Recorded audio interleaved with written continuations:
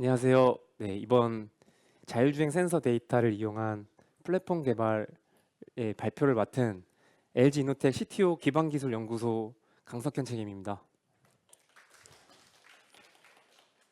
일단 발표에 앞서서 그 LG SDC를 준비하시느라 고생 많으셨던 관계자분들께 먼저 감사 인사를 드리면서 발표를 시작하겠습니다. 일단 오늘 제가 발표를 맡은 요 주제를 저희가 선정하게 된 이유는 현재 지금 제가 LG 이노텍 CTO에서 자율주행 센서 라이다, 카메라, 레이더를 포함한 자율주행 센서를 선행 소프트웨어 개발을 맡고 있고요. 이 자율주행 센서를 앞으로 개발할 때 현재 뭐 이렇게 기존에 나와 있는 센서들과 차별성도 가져가야 되고 앞으로 저희가 어떤 전략으로 개발을 해야 될지 좀 고민을 많이 하고 있는 상황이다 보니까 그거와 관련돼서 좀 관계된 내용을 저희가 주제로 선정하게 되었습니다. 일단 발표에 앞서서 제가 어떤 일을 해왔고 어떤 일을 지금 하고 있는지를 먼저 좀 소개를 하는 시간을 갖도록 하겠습니다. 일단 저는 그 대학원 때 연구 주제를 주로 에이다스 레이더의 신호 처리 알고리즘 개발을 주로 맡았었고요. 그 신호 처리 알고리즘 중에서도 레이더 신호 처리랑 안테나 배열 연구. 그러니까 지금부터 한 15년 정도는 차량용 레이더를 주로 개발을 해왔고요. 졸업하고 나서 첫 번째 필드에서 관련된 일을 계속하게 됩니다. 그래서 레이더라는 거는 뭐 잘 아시는 분도 있겠지만 잘 모르시는 분들도 있어서 간단하게 설명해 드리면 눈에 보이지 않는 초고주파 신호, 그러니까 77기가 대역이라고 표현하는데 이 초고주파 신호 대역을 사용해서 반사된 신호의 그런 정보를 저희가 활용해서 물체의 각도, 속도, 거리를 저희가 추정하게 됩니다. 그래서 정확히 말하면 측일을 한다고 표현하는데 x, y, z, y 혹은 아니면 x, y 좌표를 저희가 타겟의 좌표를 구해서 정확한 위치를 판단해서 자율차가 서행을 해야 될지 뭐 브레이크를 걸어야 될지 가속을 해야 될지 그런 여러 가지 제어 로직과 연결된 데이터를 저희가 센서로부터 제공해주는 역할을 한다고 보시면 될 것 같습니다. 그리고 졸업하고 나서 첫 번째 제 경력은 자동차 부품 회사였고요. 그때도 에이다스 레이더 개발을 계속 이어갔었습니다. 특히 제가 첫 졸업하고 나서 맡았던 프로젝트는 고해상도 전방 레이더 개발이었고요. 거기서 저는 주로 PL을 계속 해왔기 때문에 하드웨어부터 소프트웨어까지 전반적으로 좀 이렇게 좀 다뤘던 것 같습니다. 특히 전방 레이더랑 후측방 레이더를 국내에 있는 OEM에 양산 개발했었고요. 특히 고해상도 레이더 같은 경우는 기존에 있는 레이더에서 좀 구분하지 못했던 그런 타겟들을 더 정밀하게 구분하기 위해서 각도 분해능이라든가 거리 분해능, 속도 분해능을 같은 시간 안에 얼마큼 더 잘게 쪼개서 정확한 정보를 얻을 수 있는지에 대해서 어떻게 보면 이것도 어떻게 보면 선행 개발 위주의 내용일 수 있는데 현재 이게 제가 2017년도에 시작을 했으니까 지금은 거의 양산화됐다라고 보시면 될 것 같습니다. 그리고 제가 그 다음으로 맡았던 프로젝트는 실내 차량 안에 실내 탑승객이 있는지를 판단하고 그 탑승객이 뭐 어린 아이인지 어른인지 강아지인지를 구분하는 그런 레이더를 개발했었고 그 이름이 인케빈 레이더라고도 하고요. 역시 여기서도 인케빈 레이더 개발 피해를 했었고 인케빈 레이더를 또 국내 업체로는 첫 수주를 했었습니다. 그래서 요 인케빈 레이더 같은 경우는 특히 차량에 탑재된 차량에 탑승한 탑승객을 저희가 구분을 해야 되는데 특히 유로 엔캡이랑 하카라는 법규들이 요 어린 아이를 두고 내렸을 때 좀 사망하는 사건이 많이 일어나다 보니까 2025년부터 필수로 탑재되는 그런 센서로 되어 있고요. 특히 어린 아이, 그러니까 어린 아이라 하면은 만 6세 이하의 어린 아이를 저희가 지칭하는데요. 그 만 6세라고 기준이 세워진 거는 만 6세 어린이는 이하의 어린이는 스스로 차에 안에 갇혔을 때 스스로 문을 열고 나오는 인지 능력이 좀 부족한 나이대로 기준을 삼아서 만 6세 이하의 어린이들이 차량에 혼자 남겨졌을 때 정차하고 나서 30분간 모니터링해서 만약에 어린아이가 혼자 남겨진 상황이 되면 부모나 크락션이 울려서 워닝을 주는 그런 시스템에 필요한 그런 센서라고 보시면 될 것 같습니다. 그리고 제가 그 다음으로는 로봇에 좀 들어가는 좀 센서들을 좀 개발하고 싶어서 로봇에 들어가는 센서 개발을 좀 맡았었고요. 주로 이제 로봇 청소기나 잔디깎기 로봇을 선행 개발로 했었고, 이 로봇에 생각보다 그 자동차에도 많은 다양한 센서들이 들어가는데 로봇에도 되게 엄청 다양한 센서가 들어가서 그때 이제 레이더 외에 이제 라이다 카메라, UWB 통신 모듈, 뭐 IMU 초음파 등등 굉장히 다양한 센서를 좀 경험을 할 수 있었습니다. 그래서 요거는 이제 이런 이제 로봇 청소기랑 잔디깎기 로봇에 필요한 그런 센서들을 이제 개발하는 이제 경험을 갖고 있습니다.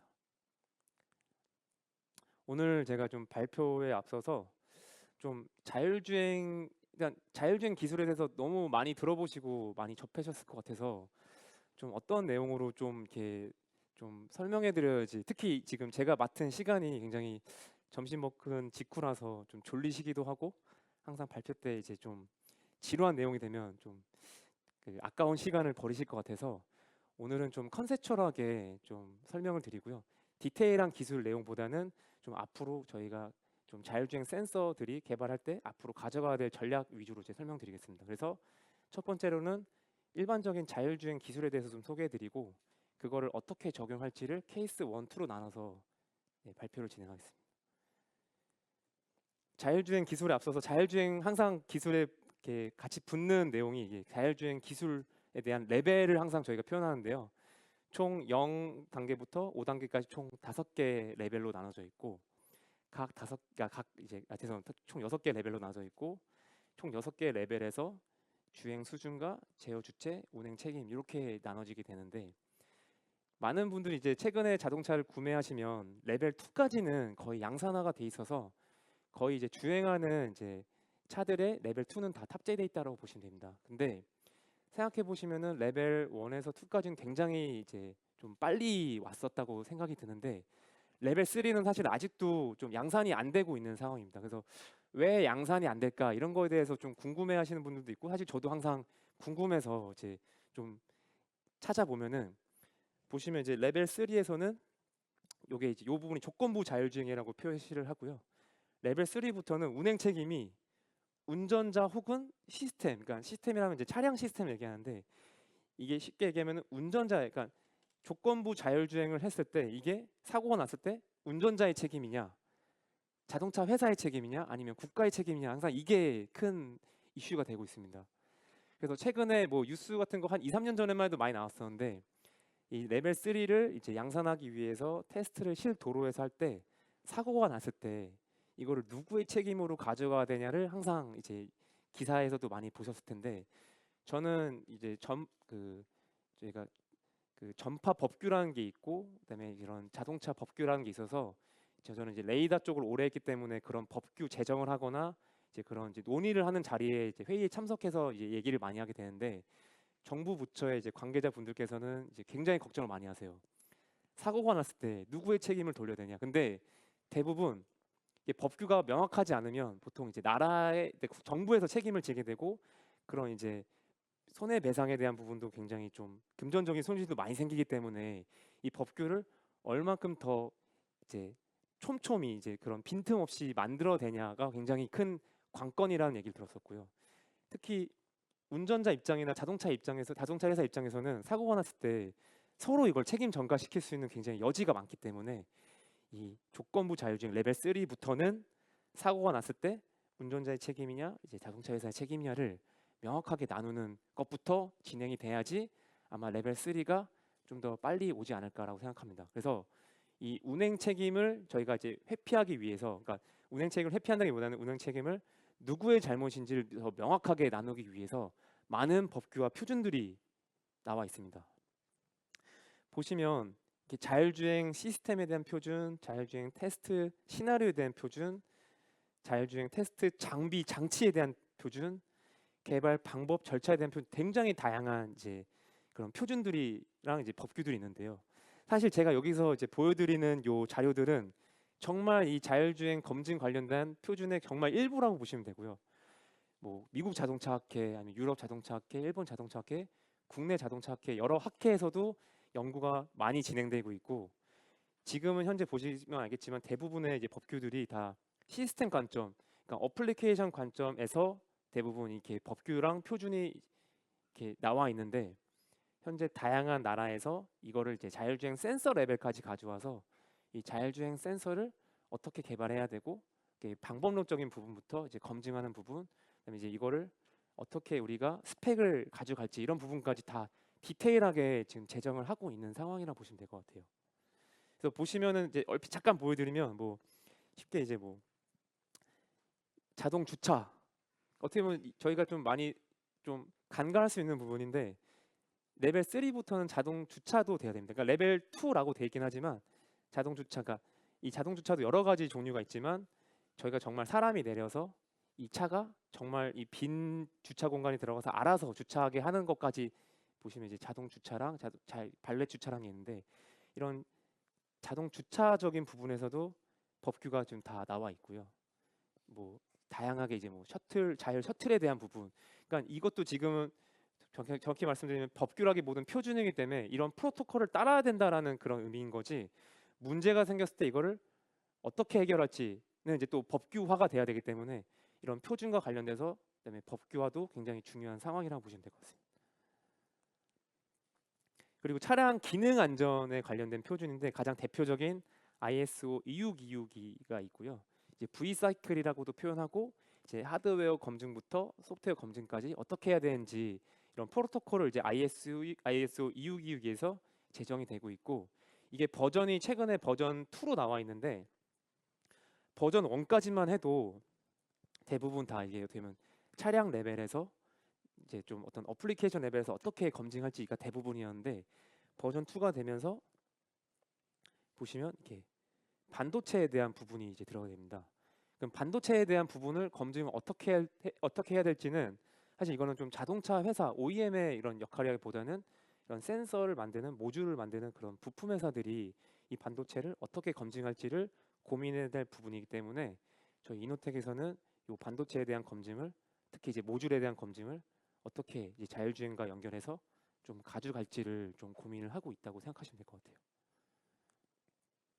그래서 아까 앞서 보여드린 ISO 26262에서 파트 11이 이제 반도체에 대한 가이드라인이었는데요. 이제 되게 다양한 이제 그런 저희가 반도체 레벨에서 확인해야 될 그런 다양한 파라미터들이 있는데 특히 제가 오늘 이제 뒤에 소개해드릴 이제 유즈 케이스에 대해서 좀 관련된 내용을 좀 보여드리면 sensitivity error over temperature. 그러니까 이게 어떤 뜻이냐면 생각보다 자율주행 센서들이 온도에 민감합니다. 그래서 이제 온도의 변화에 따라서 이제 이 센서들의 성능이 굉장히 많이 달라지는데요. 특히 이제 저는 이제 주로 레이더를 개발했기 때문에 레이더 예를 들면은 일단 자동차에서 요구하는 센서의 스펙 중에서 온도에 대한 스펙이 마이너스 40도에서 85도까지 돼 있고요. 그럼 왜 마이너스 40에서 이제 85냐? 생각보다 마이너스 40도 언더가 이하로 떨어지는 나라도 많고, 그다음에 85도는 이제 정말 뭐 외부 온도라기보다는 이게 실내 자동차 안에, 그러니까 자동차 실내는 아니겠지만 뭐 범퍼 안이든 본네트 안에 들어가서 장착되는 경우가 많기 때문에 실내 온도가 40도, 50도까지 올라가면은 이제 실외 온도가 40도, 50도까지 올라가게 되면은 실내 온도는 80, 90도까지 육박하는 온도로 올라가기 때문에 그 자동차 회사에서 이제 센서 레벨의 스펙을 정할 때 온도가 마이너스 40에서 85도 사이에서 그 문제 없이 동작을 해야 된다는 조건들이 있습니다. 그래서 이런 부분들이 다 이제 이런 반도체 가이드라인에 들어가서 온도에 대한 그런 센시티비티 에러를 어떻게 핸들링할지도 좀 이런 앞으로 자율주행 센서를 만드는 회사들이 좀 고민을 해야 될 부분이라고 좀 저는 생각을 하고 있습니다. 그래서 앞서 저희 이제 발표 주제였던 이 자율주행 센서 데이터를 이용한 플랫폼 개발을 저희 지금 이노텍에서는 소프트웨어 디파인드 컴포넌트라고 표현했습니다. 그래서 SDC라는 그런 이제 이름으로 저희가 이제 명명했는데 요거는 저희가 흔히 지금 요즘에 많이 대두되고 있는 SDB 이제 소프트웨어 디파인드 비이클과 연결해서 이 소프트웨어 디파인드 컴포넌트가 어떻게 이제 연결이 되는지를 좀 설명드릴 건데요. 일단 그거에 앞서서 SDB에 대한 간단한 이제 컨셉을 설명드리겠습니다.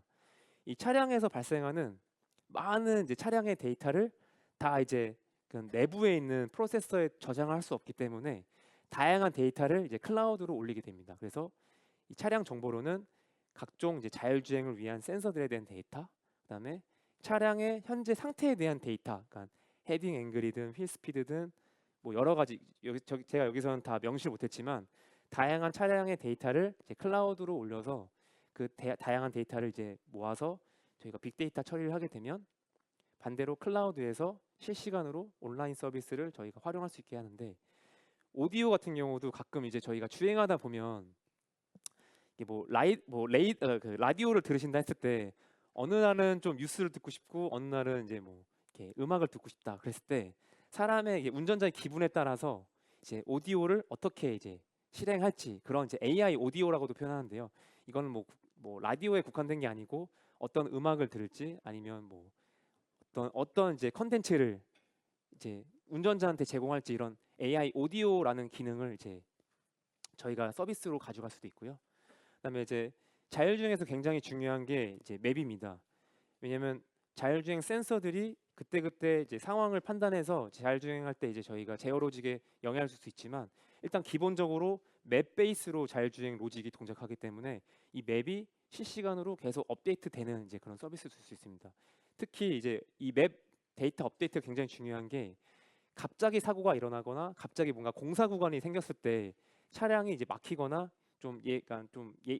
제가 예측하지 못한 그런 상황이 생겼을 때 이 맵 데이터 업데이트를 통해서 자율주행 로직이 더 훨씬 강건해지는 그런 효과를 얻을 수 있습니다. 그리고 아까 이거와 설명드린 옵티멀 루트 이제 서치란 것도 이제 위에랑 이제 비슷한 내용인데요. 돌발 상황이 발생했을 때 맵 데이터를 통해서 어떻게 가면 더 최적의 경로로 자율주행할 수 있을지를 이제 서비스로 제공해 줄 수 있고, 마지막으로 이제 그런 도로 환경에 대한 정보도 계속 제공해 줌으로써 자율주행 로직이 더 강건해질 수 있다라는 그런 이제 그 미래에서는 이런 서비스들이 앞으로는 생길 거다라고 지금 생각을 하고 있습니다.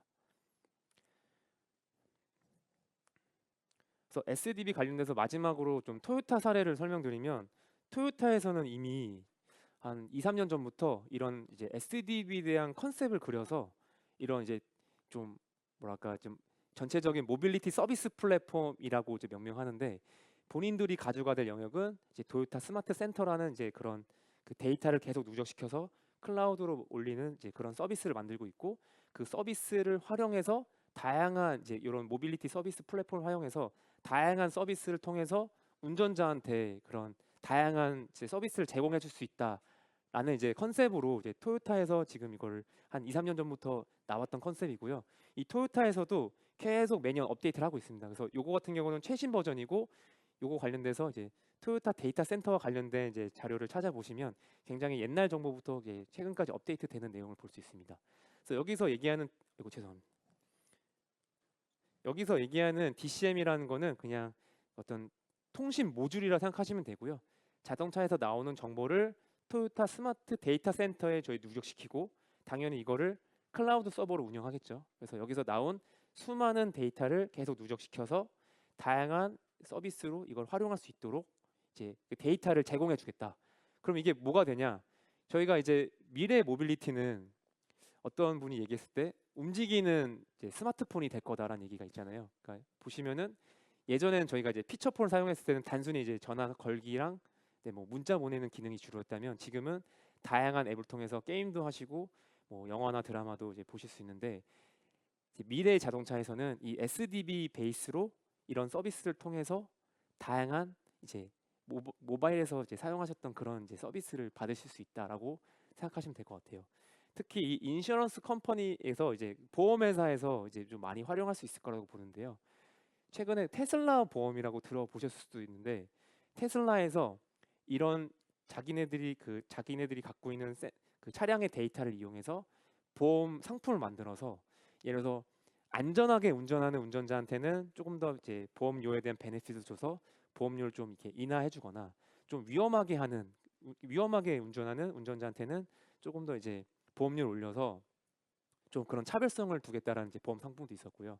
특히 사고가 났을 때 보통 저희가 사고가 나면 보험회사나 이제 경찰이 와서 가장 먼저 하는 행위는 그 스키드 마크라든가 그런 사후의 그런 흔적을 통해서 이 사고가 어떻게 났는지 원인을 분석하게 됩니다. 하지만 이런 서비스들을 저희가 활용하게 되면 이 자동차의 데이터를 활용해서 사고가 어떻게 났는지, 특히 에이다스 센서들, 자율주행 센서들을 활용하면은 이 차가 어떻게 주행했었고 주변에 어떤 환경이 있었고 주변에 어떤 타겟이 있었는지 알 수 있기 때문에 사고가 어떻게 났는지를 원인 분석할 때 굉장히 클리어해지는 그런 이제 베네핏이 있기 때문에 보험회사에서도 굉장히 관심이 많고 제가 최근에 들은 이제 보험회사에 다니는 이제 지인한테 들었을 때 지금 테슬라 보험을 벤치마킹해서 그런 보험 상품을 새로 만드는 이제 그런 기획을 하고 있다라고도 들었습니다. 그러다 보니까 이 차량 데이터를 얼마나 효과적으로 저희가 모아서 이걸 얼마나 효과적으로 활용해서 얼마나 좋은 서비스를 만드는지가 이 SDB의 기본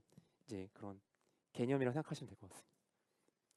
제가 그래서 앞서 이제 계속 SDB 관련된 얘기 드리고 SDC 설명드렸는데 자율주행 센서 레벨에서 이제 이거를 어떻게 활용해야 되는지를 좀 설명드리도록 하겠습니다. 그래서 첫 번째 유즈 케이스에 대해 설명드리겠습니다. 그래서 이제 레이더 칩에 대한 온도 보정이 될 것 같은데요. 일단 뭐 레이더를 좀 잘 모르시는 분들도 있기 때문에 간단하게 설명드리면 레이더라는 이 자율주행 센서는 TX 안테나와 RX 안테나로 크게 구성되어 있고 레이더 반도체라는 이제 레이더 SoC가 이렇게 크게 구성이 되어 있습니다. 그래서 송신 안테나에서 신호를 방사시켜서 맞고 들어온 반사된 타겟으로부터 맞고 들어온 반사된 신호를 분석해서 앞서 설명드린 거리랑 각도랑 속도 같은 정보를 얻게 되는데요. 앞서 설명드렸지만 이 레이더라는 반도체는 굉장히 작은 사이즈의 반도체고 이 모듈이라고 이제 돼 있어서 이렇게 밀폐된 공간 그리고 이제 이런 자율주행 센서들에 대한 뭐 방수 방진 이런 이제 스펙들도 IP69라고 해서 이 6, 이게 IP가 IP 앞에 있는 숫자가 이제 방수고 뒤에 있는 숫자가 이제 방진인데 이 방수가 어느 정도 레벨이냐면요. 그냥 쉽게 비유를 하자면 이 센서를 그냥 물이 담겨져 있는 수조에 담갔다가 빼내도 사실 문제가 없어질 정도로 이제 방수 이제 처리가 돼 있어야 됩니다. 그러다 보니까 이 레이더 모듈 안에 그 공간이 엄청 밀폐돼 있고 패키징이 굉장히 컴팩트하기 때문에 이 발열이 생겼을 때 이 내부 온도는 엄청나게 이제 올라가면서 성능을 열화시킬 수 있는 그런 이제 위험이 따른다고 보시면 될 것 같아요. 그래서 이거는 제가 이제 TI라는 칩을 활용했을 때 TI라는 이제 그 회사에서 레이더 칩을 활용했을 때 온도 보상을 했을 때와 안 했을 때 이제 경우를 저희가 보여드리는 건데요. 그 저희 이거는 이제 RX 쪽, 그러니까 수신 안테나 쪽, 그다음에 송신 안테나 쪽에 관련된 내용인데 온도에 따라서 캘리브레이션을 하지 않았을 경우와 했을 경우에 이런 개인 차이가 엄청나게 차이가 많이 나는 걸 보실 수 있습니다.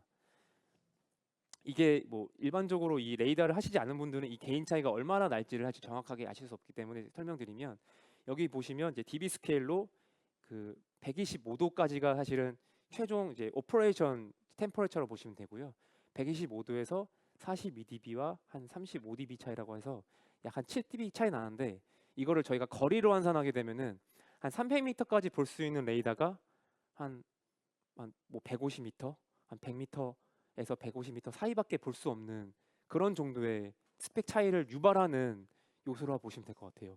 근데 이게 송신 안테나에서만 생기는 게 아니고 수신 안테나만 생기는 게 아니고 송신 안테나 쪽에서도 인간은 이제 파워 값이 이제 같은 칩에서는 같은 파워를 냈지만 실제로 나가는 파워가 이렇게 떨어질 수 있는 상황이 되기 때문에 이런 레이더라는 칩 안에서 이런 온도 보정이 얼만큼 중요한지를 보여주는 이제 표고요.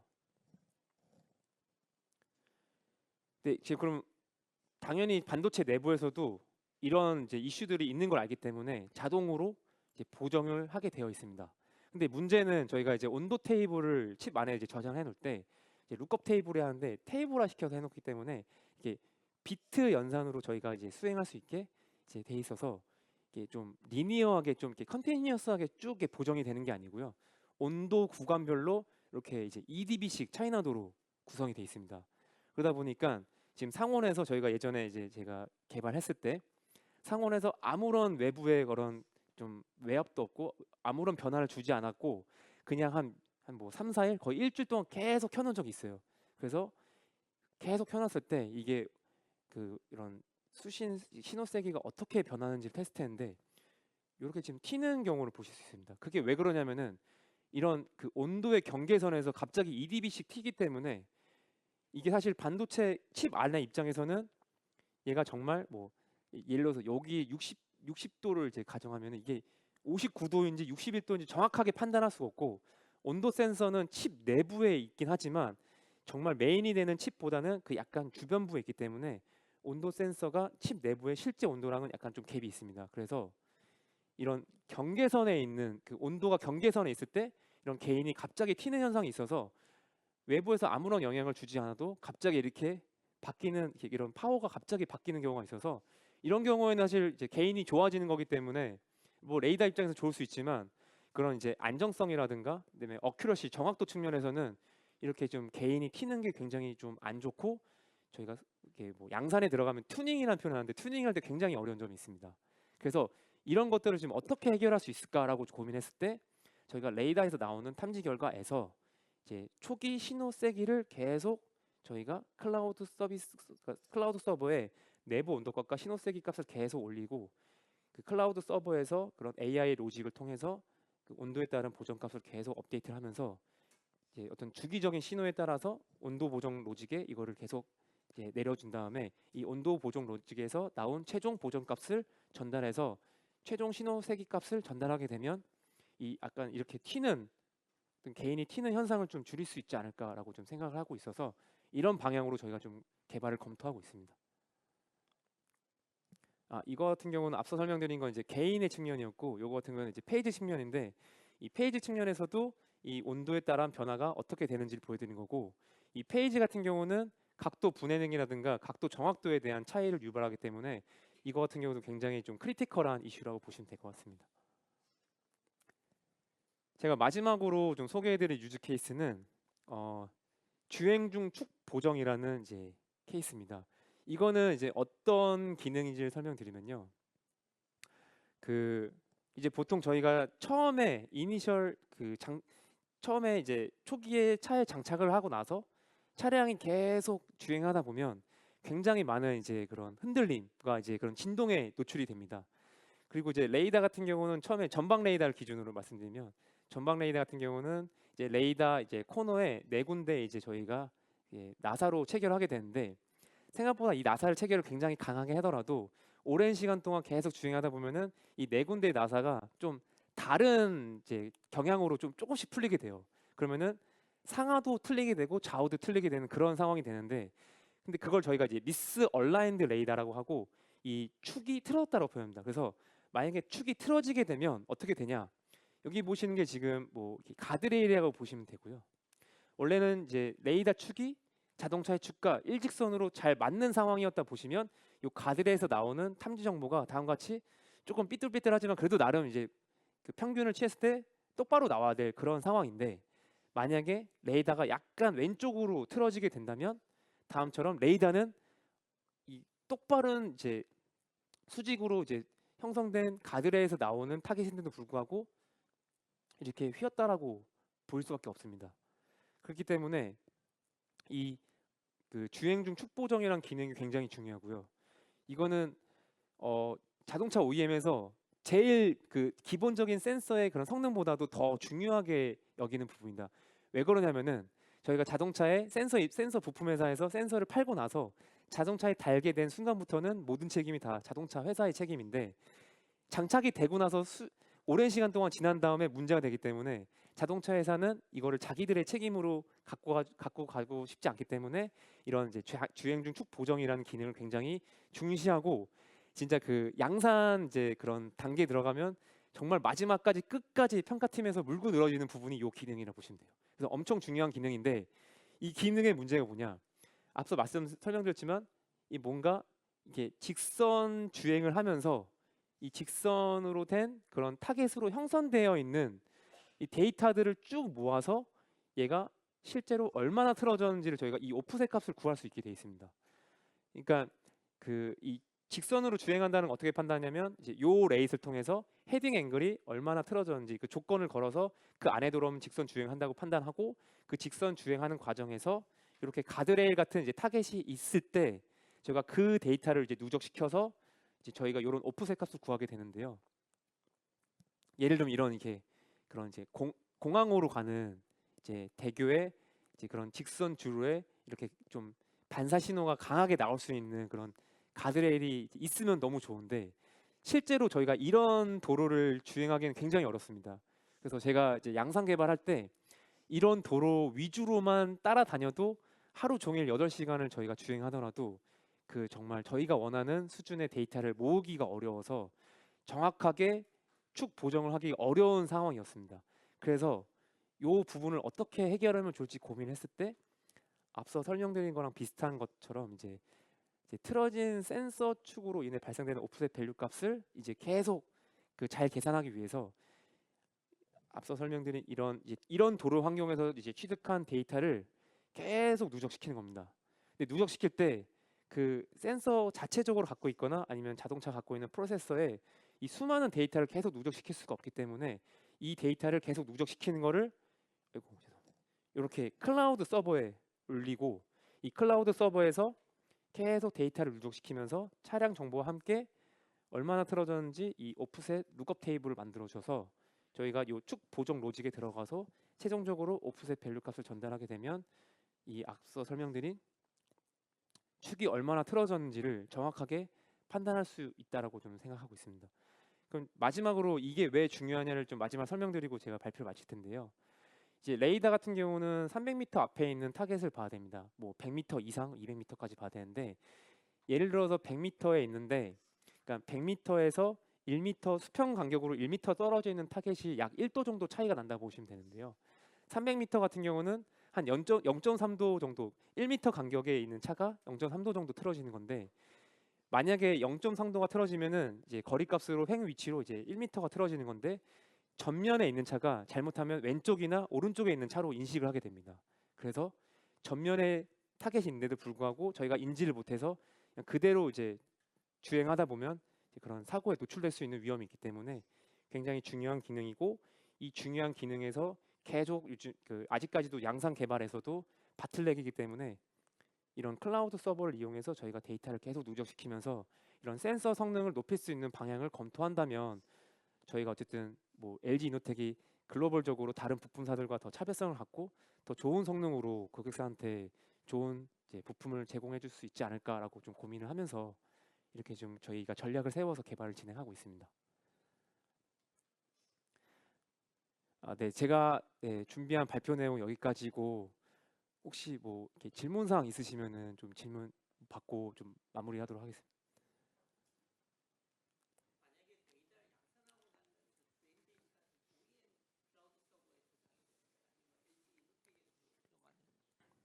서버에 계속 누적이 되는 건가요? 사실 이 부분은 SDB란 컨셉 자체가 아직은 디파인 안 됐기 때문에 그 이제 예를 들어서 SDB 그 컨셉 안에서 부품사에도 이렇게 클라우드 서비스에 올릴 수 있는 그 통로를 열어주고 자동차 회사도 직접 그거를 핸들링한다면 당연히 이제 부품사에서 그거를 직접 가져갈 수도 있고요.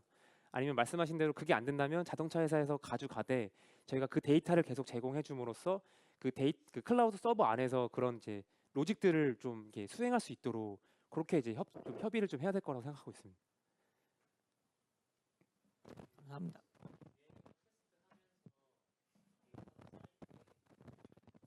상시 데이터 같은 것들도 그냥 클라우드에 바로 올려버리면은 네, 오히려 오프셋이 더 많이 틀어질 수도 있을 것 같은데 그런 맞습니다. 부분은 네. 아직은 어떻게? 그 되게 정확한 지적을 해주셨고요.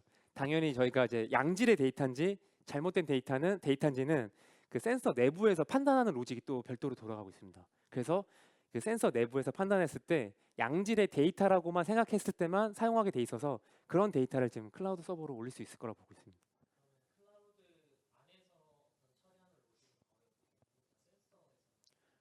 네, 어떻게 보면은 이제 클라우드 서버 안에서는 이제 데이터를 계속 누적시키는 역할을 할 것 같고요. 앞서 설명드렸지만 그 프로세서 안에 메모리가 좀 이렇게 제한적이다 보니까 많은 데이터를 쌓을 수가 없어서 데이터를 쌓는 용도로도 굉장히 중요한 역할을 할 거라고 보고 있습니다. 네, 알겠습니다.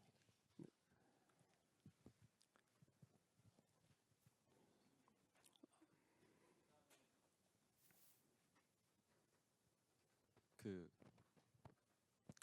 각도 보정을 한다고 했을 때 그게 네. 아까 전에 이 그 뭐라지 옆으로 휘는 것만 받는 말씀을 하셨는데 네네. 위아래도 하는 건지가 일단 궁금하고요. 네.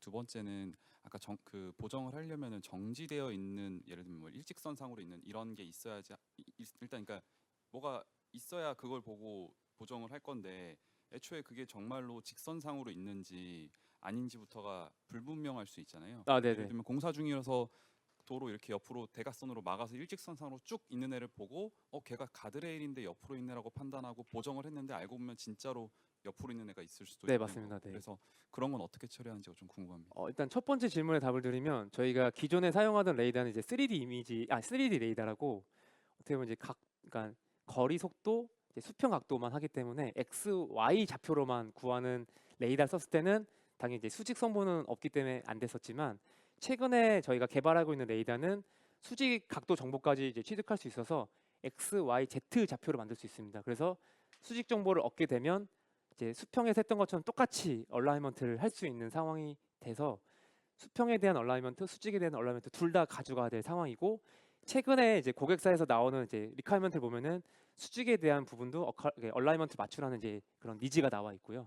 네, 두 번째 질문 말씀드린 거는 네, 되게 중요한 정보시고요.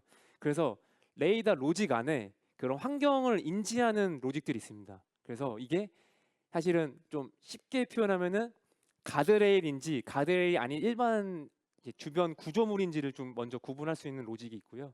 저희가 그래도 나름 이제 아까 말씀드린 요 레이시라고 해서 자동차 이제 그런 이제 휠에 대한 이제 부분, 그러니까 자동차에서 나오는 정보를 좀 활용을 해야 되는데 자동차가 나름 그래도 일직선으로 저희가 어쨌든 직선 주행을 하게 되면 이런 그 운전대를 많이 흔들진 않기 때문에 그런 그 범위 안에 들어오는 요 레일 안에서만 데이터를 수집해서 사용하게 돼 있고 그 이제 주변 환경에 대한 인지를 통해서 그 두 가지에서 나온 산출물을 같이 접목해서 또 판단하는 로직들을 다 사용하고 있습니다.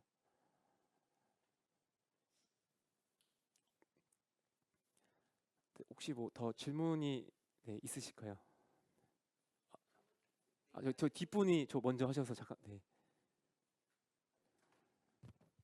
네, 그 클라우드로 그 데이터를 전송할 때는 그 레이더 안에 어떤 통신보들이 있어가지고 전송을 네네. 하는 건가요? 어떻게 보면 이제 저희가 레이더에서 다이렉트로 이제 서버에 컨택하기는 어렵고 이제 SDB로 간다는 뜻은 조널 아키텍처라는 구조가 돼 있고 HPC라는 중앙 이제 처리 장치가 있고 그 중앙 처리 장치의 주변에 게이트웨이 역할을 하는 그런 이제 조널 이슈들이 붙게 됩니다. 그래서 아마 저희는 데이터를 조널 이슈로 보내게 되고 조널 이슈에서 아마 서버에 연결돼서 이렇게 올라갈 것 같고요. 당연히 로우 데이터 많은 데이터를 조널 이슈로 보내다 보니까 일반적인 CAN-FD나 뭐 하이스피드 캐논은 보낼 수 없고 최근에 이제 OEM 그 좀 선행 개발하는 OEM의 동향을 보면은 이제 이더넷이나 아니면 GMSL2 정도로 사용해서 좀 대용량의 데이터를 좀 전송하게 좀 개발을 하고 있습니다. 네, 마지막으로 하나 표준이 있는 건가요? 뭐 오토사 같은 거를 사용하신다. 네, 사실은 오토사가 원래는 사용이 돼야 되는데 아직 국내에 있는 업체들은 아직 거기까지 못했지만 말씀하신 대로 오토사가 지금 거의 필수로 요청이 되고 있습니다. 네, 그래서 좀 발표 시간도 거의 다 돼서 제가 준비한 발표 내용 여기서 마무리하도록 하겠습니다. 오늘 경청해 주셔서 감사합니다.